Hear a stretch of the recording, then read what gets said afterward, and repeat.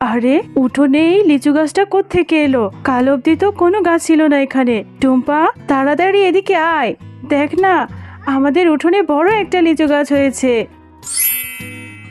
টুম্পা, আমি বাঘিনী মামির বাড়িতে কাজ করতে যাব, তুই কিন্তু কোথাও যাস নে, বাড়িতেই থাক, আমি তাড়াতাড়ি ফিরে আসব। আচ্ছা ঠিক আছে মা, তুমি তাহলে যাও। আর তুমি বাড়িতে ফেরার সময় আমার জন্য লিচু নিয়ে আসবে। নতুন নতুন লিচু উঠেছে, আমার যে লিচু অনেক পছন্দ। না রে মা, আমি তোকে লিচু কি করে কিনে দেব? এখনো যে মাস শেষ হয়নি, মাস শেষ হলে যখন টাকা পাবো তখন তোকে লিচু কিনে দেব। মা তো বললো আমাকে লিচু কিনে দিতে পারবে না, খুব লিচু খেতে ইচ্ছে করছে। আমি যাই, বান্টি ও বিনাদের বাড়িতে লিচুর গাছ আছে, ওদের সাথে খেললে ওরা আমাকে একটা লিচু দিবে।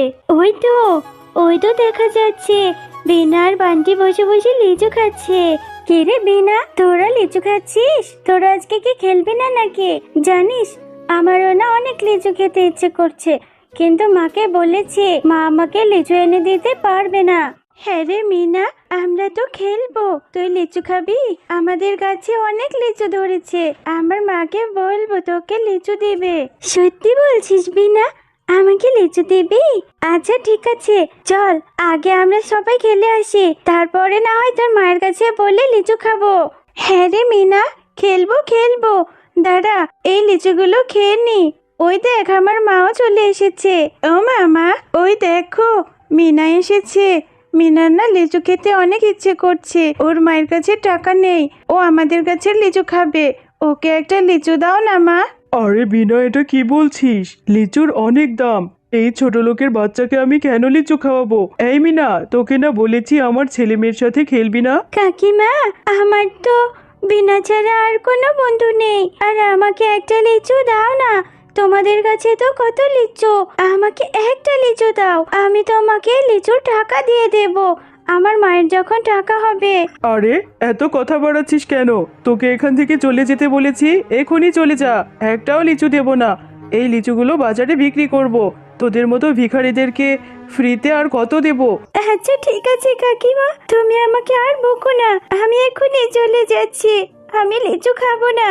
এরপর মিনা রাস্তা দিয়ে হাঁটতে হাঁটতে পথে এক ভিখারি বুড়ির সাথে দেখা হয়ে যায়। ও দিদি ভাই, এত মনটা খারাপ করে কোথায় যাচ্ছ তুমি?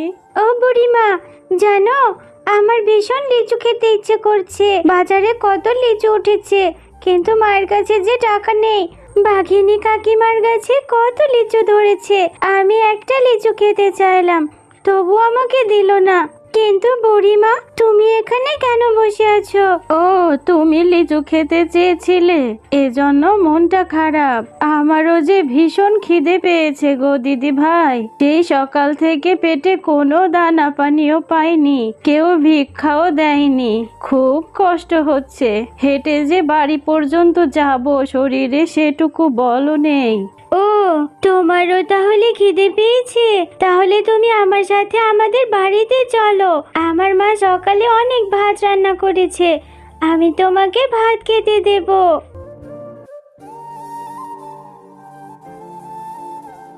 দিদি ভাই, তোমার মা কোথায় গেছে?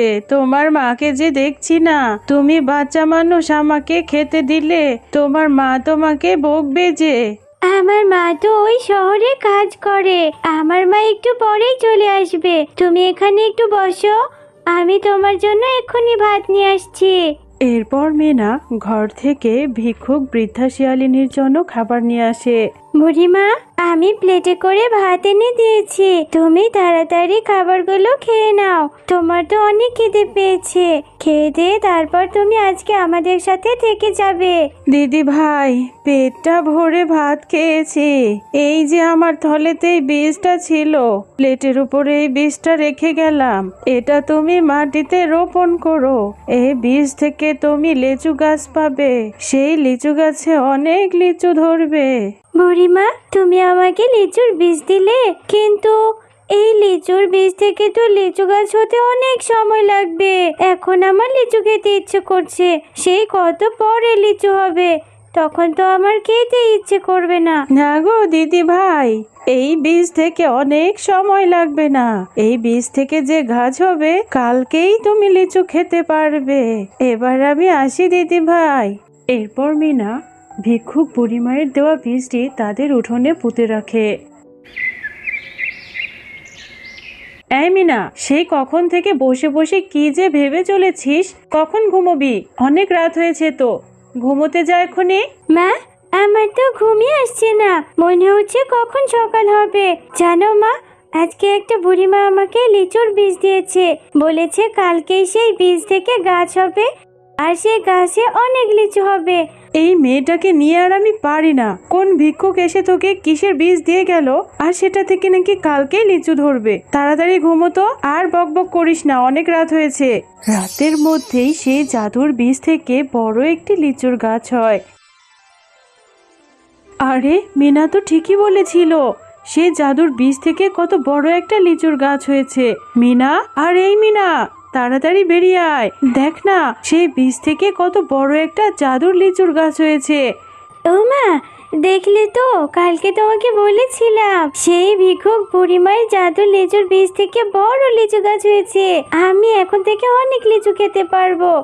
একটা লিচু পেড়ে দাও না মা। হ্যাঁ রে মা, এখন থেকে তুই প্রতিদিন অনেক লিচু খেতে পারবি। এক্ষুনি তোকে লিচু পেড়ে দিচ্ছি। এরপর মিনা গাছ থেকে লিচু পাড়তে থাকে, আর লিচু পেড়ে সে মনে অনেক আনন্দ নিয়ে লিচুগুলো থেকে একটা লিচু খেতে থাকে। এমন সময় মিনা লিচুটি খেতেই দেখে লিচুর মধ্যে বীজের বদলে হিরে।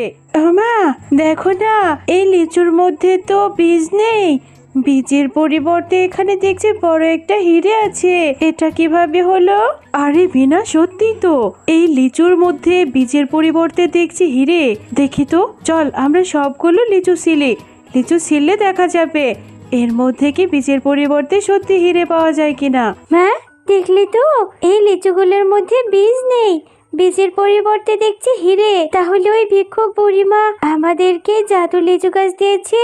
এত হিরে এখন আমরা কি করব মা? হ্যাঁ রে মিনা, আমিও সেটাই ভাবছি, এত হিরে দিয়ে আমরা কি করব? আমাদের এই গ্রামে কত অভাবী দরিদ্র পশু আছে, তাদেরকে আমরা এই লিচুগুলো দিব, আর তারা লিচু খেয়ে যে হিরেগুলো পাবে সেগুলো দিয়ে তাদের অভাব দূর হয়ে যাবে। যা, তুই সবাইকে এই লিচুগুলো দিয়ে আয়। এরপর মিনা ও তার মা তাদের গ্রামের দরিদ্র পশুদেরকে সেই লিচুগুলো দিয়ে দেয়, আর এভাবে সবাইকে তারা সাহায্য করে মা ও মেয়ে অনেক ভালোভাবে দিন কাটতে থাকে। তাদের সেই জাদুর লিচু পেয়ে গ্রামের সবাই অনেক সুখে থাকে।